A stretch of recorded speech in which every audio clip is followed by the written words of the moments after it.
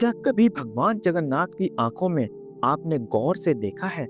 ऐसी आंखें जो कभी नहीं झपकती और लगता है जैसे पूरी दुनिया पर अपनी नजरें टिकाए हुए हैं। पर सवाल ये है कि उनकी आंखें इतनी बड़ी, गोल और रहस्यमय क्यों हैं? क्यों उनका रूप बाकी देवी देवताओं की तरह नहीं है? इसके पीछे सिर्फ एक नहीं, बल्कि कई हैरान कर देने वाली कहानियां और एक बहुत गहरा आध्यात्मिक राज छिपा है।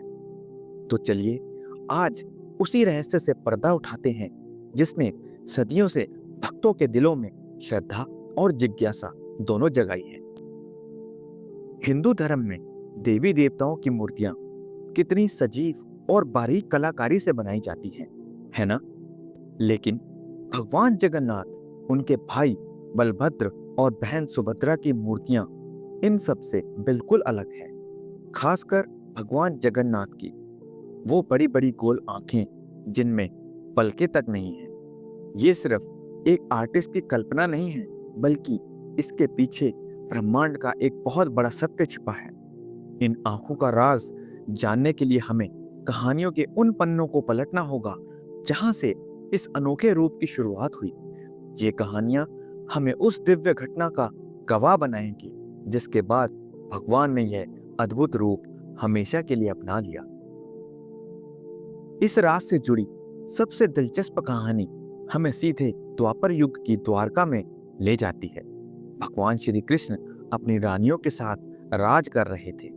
एक दिन सभी रानियों ने मिलकर माता रोहिणी, जो कि बलराम जी की माता जी थी, से जिद की कि वो उन्हें कृष्ण की वृंदावन वाली लीलाओं के बारे में बताएं। खासकर गोपियों के साथ उनकी रास लीला के किस्से। रानियां कृष्ण के उस अलौकिक प्रेम को महसूस करना चाहती थी जिसका अनुभव सिर्फ वृंदावन के लोगों को ही मिला था। माता रोहिणी पहले तो थोड़ा झिझकी, क्योंकि वो नहीं चाहती थी कि कृष्ण या बलराम ये बातें सुन ले। लेकिन जब रानियों ने बहुत मनाया तो वो मान गई। उन्होंने एक शर्त रखी और भगवान की छोटी बहन सुभद्रा को दरवाजे पर पहरा देने के लिए खड़ा कर दिया ताकि कृष्ण और बलराम अंदर ना आ सके। सुभद्रा दरवाजे पर पहरा देने लगी और अंदर माता रोहिणी ने कृष्ण की लीलाओं का बखान शुरू कर दिया। वो बताने लगी कि कैसे कान्हा माखन चुराते थे, कैसे गोपियों को परेशान करते थे और कैसे गोपियां उनकी एक झलक पाने के लिए अपना सब कुछ भूल जाती थी। जैसे जैसे कथा आगे बढ़ी, कृष्ण के प्रेम का वर्णन सुनकर अंदर बैठी सभी रानियां भाव समाधि में चली गई। बाहर पहरा दे रही सुभद्रा के कानों में भी जब ये बातें पड़ी तो वो भी सुनने में इतना खो गई कि उन्हें पहरेदारी का ध्यान ही नहीं रहा। कृष्ण के लिए गोपियों का ऐसा निस्वार्थ प्रेम देखकर उनके दिल में उनका दिल प्यार और हैरानी से भर गया। उनका शरीर एकदम स्थिर हो गया और उनकी आंखें भाव विभोर होकर बड़ी और गोल हो गई। ठीक उसी समय भगवान श्री कृष्ण बलराम भी वहां आ गए। अपनी बहन सुभद्रा को दरवाजे पर मूर्ति की तरह खड़ा देख जिनकी आंखें आश्चर्य से फैली हुई थी, वे हैरान रह गए। जब उन्होंने दरवाजे से कान लगाकर सुना तो उन्हें अपनी ही बाल लीलाओं की कहानी सुनाई दी। अपने लीलाओं का जादू और गोपियों के प्रेम की गहराई को महसूस करके कृष्ण और बलराम भी उसी दिव्य प्रेम में डूब गए। आनंद और आश्चर्य की उस चरम अवस्था में उनके शरीर भी स्थिर हो गए और उनकी आंखें भी अपनी बहन की तरह ही विशाल और गोल हो गई। तीनों भाई बहन प्रेम के उस महाभाव से जड़ हो गए। शरीर में कोई हरकत नहीं, बस थी तो सिर्फ प्रेम, हैरानी से फैली हुई आंखें। संयोग देखिए, ठीक उसी पल देवर्षि नारद वहां आ पहुंचे। उन्होंने जब तीनों भाई बहनों का यह अद्भुत रूप देखा तो वो भी भावुक हो गए। उन्होंने हाथ जोड़कर प्रार्थना की, हे प्रभु, आपका यह रूप कितना दुर्लभ और प्यारा है। मेरी आपसे प्रार्थना है कि इसी रूप में कलयुग के भक्तों को आप दर्शन अवश्य दें, ताकि वे भी आपके इस महाभाव वाले रूप को देखकर भक्ति में सरोवर हो सकें। भगवान ने नारद मुनि की प्रार्थना स्वीकार कर ली। कहते हैं कि तभी भगवान ने वचन दिया कि वे कली युग में इसी रूप में अवतार लेंगे, और आज हम पुरी में भगवान के उस दिव्य स्वरूप के दर्शन करते हैं। लेकिन एक और कहानी है जो हमें राजा इंद्रद्युम्न के दौर में ले जाती है। मालवा के राजा इंद्रद्युम्न भगवान विष्णु के बहुत बड़े भक्त थे। एक रात खुद भगवान ने उन्हें सपने में दर्शन देकर कहा कि वे उड़ीसा के पुरी तट पर जाएं, जहां नीलांचल पर्वत पर नीला माधव के रूप में उनके दर्शन होंगे। भगवान ने राजा को उनके लिए एक विशाल मंदिर बनाने का आदेश दिया। राजा इंद्रद्युम्न ने फौरन अपने लोगों को उस दिव्य विग्रह को खोजने भेजा। बहुत खोजबीन के बाद उनके एक सेवक विद्यापति ने उस विग्रह का पता लगा लिया। यह दारू ब्रह्मा था, भगवान का दिव्य अंश, जो एक पवित्र लकड़ी के रूप में समुद्र में बहकर पुरी तट पर आ गया था, जिसकी पूजा सबर जनजाति के मुखिया विश्वसु एक गुप्त गुफा में करते थे। जब वो दिव्य लकड़ी राजा के पास लाई गई तो राजा ने एक भव्य मंदिर बनवाया। मंदिर तो बन गया, पर सवाल ये था कि उस दिव्य लकड़ी से भगवान की मूर्ति कौन बनाएगा, क्योंकि साधारण कारीगरों के औजार उस लकड़ी को छूते ही टूट जाते थे। तब देवताओं के शिल्पी विश्वकर्मा खुद एक बूढ़े बढ़ई का वेश बनाकर राजा के पास आए। उन्होंने मूर्ति बनाने की हामी भरी, लेकिन एक शर्त रख दी।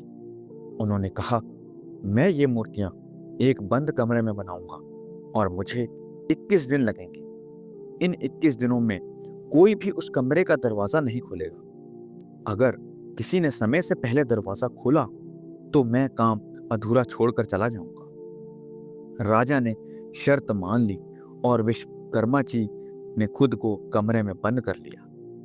शुरुआत में कमरे से छेनी हथौड़े की आवाजें आती रही, जिससे सबको पता था कि काम चल रहा है। दिन बीतते गए। करीब 14-15 दिन बाद कमरे से आवाजें आनी एकदम बंद हो गई। 1 दिन, 2 दिन, कई दिन बीत गए, पर अंदर से कोई आवाज नहीं आई। अब रानी गुंडीचा को चिंता सताने लगी। उन्हें लगा कि कहीं भूख प्यास से उस बूढ़े कारीगर की जान तो नहीं चली गई। उन्होंने राजा से अपनी चिंता जताई। राजा पहले तो अपने वचन पर अड़े रहे, लेकिन रानी के बार बार कहने पर वे भी बेचैन हो गए और उन्होंने अपना वचन तोड़कर दरवाजा खोलने का आदेश दे दिया। जैसे ही दरवाजा खुला, अंदर का नजारा देखकर सब हैरान रह गए। कमरे में कोई नहीं था। देवशिल्पी विश्वकर्मा गायब हो चुके थे। सामने बस 3 अधूरी मूर्तियां रखी थी, भगवान जगन्नाथ, बलभद्र और सुभद्रा की। इन मूर्तियों के हाथ और पैर नहीं बने थे और उनकी आंखें विशाल और गोल थी। अपनी इस जल्दबाजी पर राजा इंद्रद्युम्न को बहुत पछतावा हुआ। राजा जब दुख में डूबे हुए थे, तभी एक आकाशवाणी हुई। भगवान जगन्नाथ ने खुद कहा, राजन, तुम दुखी मत हो, यह सब मेरी ही इच्छा से हुआ है। हम इसी अधूरे रूप में स्थापित होना चाहते हैं। हमारा यह रूप ही भक्तों को सबसे ज्यादा प्यारा लगेगा।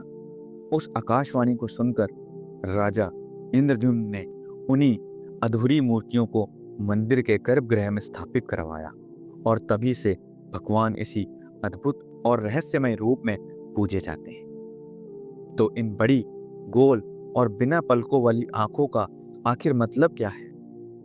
असल में इसका एक गहरा दार्शनिक अर्थ है। ये विशाल आंखें इस बात का प्रतीक हैं कि भगवान सब कुछ देख रहे हैं। उनकी नजर से कुछ भी नहीं छिपा। वो एक ही समय में पूरे ब्रह्मांड को और हर एक जीव को देख रहे हैं। उनकी नजर किसी धर्म, जाति या लिंग तक सीमित नहीं है। वो सबके हैं और सब उनके हैं। उनकी आंखों में पलकों का ना होना यह बताता है कि एक पल के लिए भी वो अपने भक्तों से नजरें नहीं हटाते। वे लगातार बिना पलक झपकाए हम सब पर अपनी कृपा बरसा रहे हैं। एक सोच यह भी है कि अगर भगवान ने एक पल के लिए भी पलक झपका ली तो ना जाने कितने भक्त उनके दर्शन से चूक जाएंगे। इसलिए वे करुणा और प्रेम से हर भक्त को देखते रहते हैं, उनकी हर प्रार्थना सुनते हैं और उनका हर दुख समझते हैं। उनका अधूरा शरीर हमें सिखाता है कि बाहरी रूप रंग से ज्यादा जरूरी मन की भावना है। भगवान के हाथ पैर नहीं है, फिर भी वे ही पूरी दुनिया को चला रहे हैं। यह भगवान के निराकार रूप का प्रतीक है, जो बिना किसी आकार के भी सबसे शक्तिशाली है। यह अधूरापन ही असल में अपने आप में पूर्ण है, जो हमें बताता है कि भगवान को पाने के लिए बाहरी दिखावे की नहीं बल्कि सच्ची भक्ति और प्रेम की जरूरत है। तो भगवान जगन्नाथ की ये रहस्यमयी आंखें सिर्फ लकड़ी पर बनी आकृतियां नहीं हैं, ये द्वारका में कृष्ण, बलराम और सुभद्रा के उस दिव्य प्रेम का प्रतीक है। ये राजा इंद्रद्युम्न की भक्ति और उनके इंतजार की कहानी कहती है, और सबसे बढ़कर ये भगवान की करुणा, प्रेम और कृपा का विश्वास दिलाती है। ये आंखें हमें याद दिलाती हैं कि भगवान की नज़र में कोई छोटा, बड़ा या अमीर गरीब नहीं होता। वे हर किसी को एक समान भाव से देखते हैं और हर किसी पर अपनी कृपा बरसाने के लिए हमेशा जागते रहते हैं। अगली बार जब आप भगवान जगन्नाथ के इस रूप को देखें तो याद रखिएगा कि उनकी वो विशाल आंखें सिर्फ आपको ही देख रही हैं, बिना पलक झपकाए, अनंत प्रेम और करुणा के साथ। आपको भगवान जगन्नाथ की आंखों से जुड़ा यह रहस्य जानकर कैसा लगा, हमें कमेंट में ज़रूर बताइए। क्या आप इन कहानियों के बारे में पहले से जानते थे? अगर ये जानकारी आपको पसंद आई हो तो इस वीडियो को लाइक ज़रूर करें और अपने परिवार और दोस्तों के साथ शेयर करें। और ऐसे ही आध्यात्मिक रहस्यों को जानने के लिए हमारे चैनल मोरपंख कथा को सब्सक्राइब करना बिल्कुल ना भूलें। जय जगन्नाथ।